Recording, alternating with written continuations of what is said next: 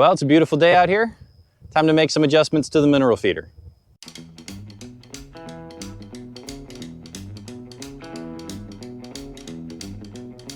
Well, we've had the mineral feeder out here for the cows to use for about a week, and they've gotten into it. I mean, we can actually, I've got video actually from the camera of them getting in, sticking their heads, into it.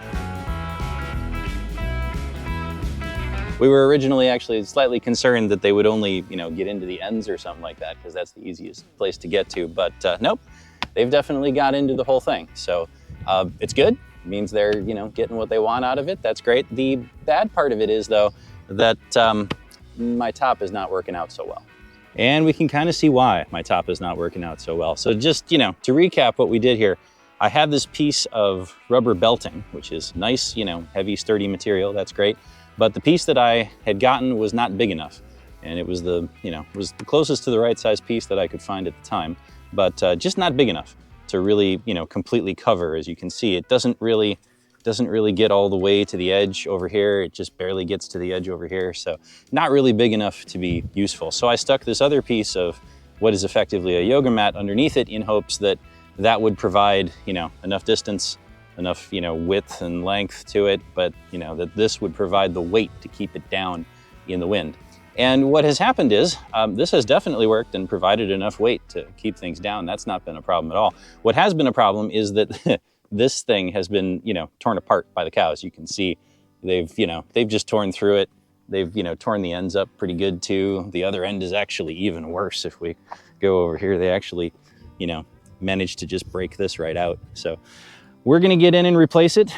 The good news is that we actually have a new piece that is the right size. So let's get the tractor, get this thing moved into the barn. We'll work on it there. Much easier to work on it in the barn than out here in the field. And we'll take a look at the new piece we're gonna put on it.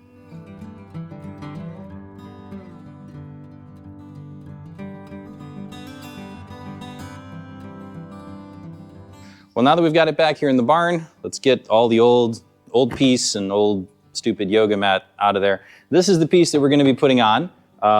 Probably hard to tell where it is right now, but this is quite a bit wider. This piece is 24 inches wide. This is 30 inches wide. So we should get, an extra 3 inches on, each side compared to that piece right now. This piece is also about 8.5 feet long, which means it's actually way too long for this. So we're gonna put it on and then we'll cut it once it's in place.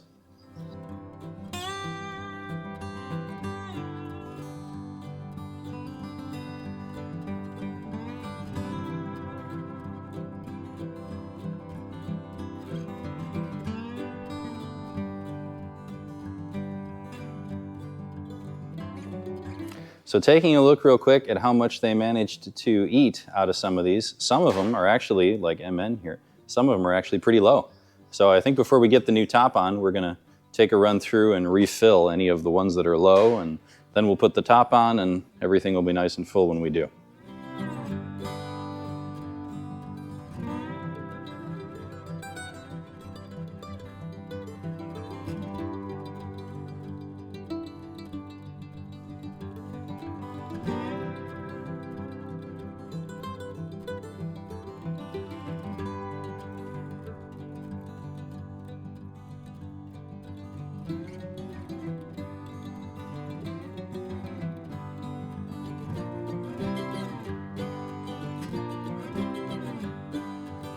And as you can see, this end, of course, is way too long.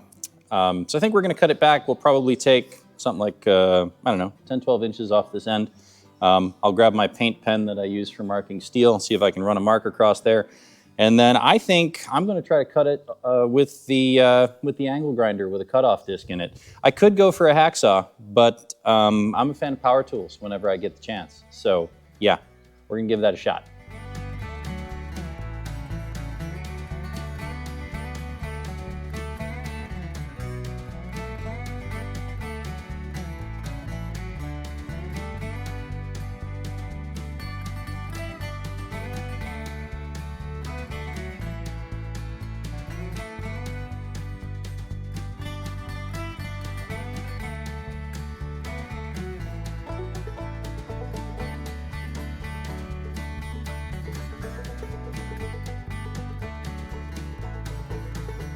Well, in the end, power tools were actually the wrong choice for this one. The hacksaw actually worked quite a bit better.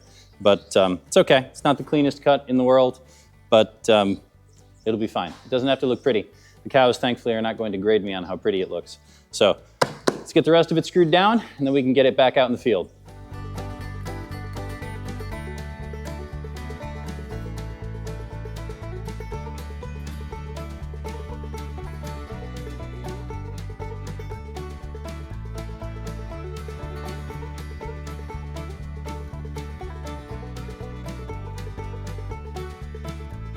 Well, that's the end of putting what I believe will be a much better top on our mineral feeder. I have much more confidence in this one because this is much more similar to if you buy the mineral feeder from FCE, which, by the way, having built this myself, is actually a pretty good deal. Maybe I should have just bought the one from them, but it's okay. It's fun building stuff too. But if you buy the one from FCE, there seems to be covered with like a belting material like this. So hopefully this works out better.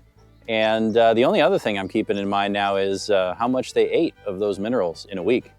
And maybe I need to make this thing bigger, like 2 to 3 times the size, so I don't have to refill it quite so often. But we'll see. That's a problem for, I think, another year.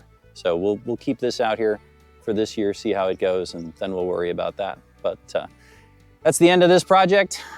I got a bunch of new stuff coming up too with getting electric in. I got to get the meter box in and breaker box, do some wiring, get some stuff wired up. I want to even get internet access in here this year and hopefully get some internet accessible breakers that I can control to turn the trailer on and off so that I can do that remotely, because that would just be handy if I could turn it on before I come out, let it cool down, let the fridge cool down and everything before we get out here. So anyway, that's going to get a whole bunch of fun in the second half of this year.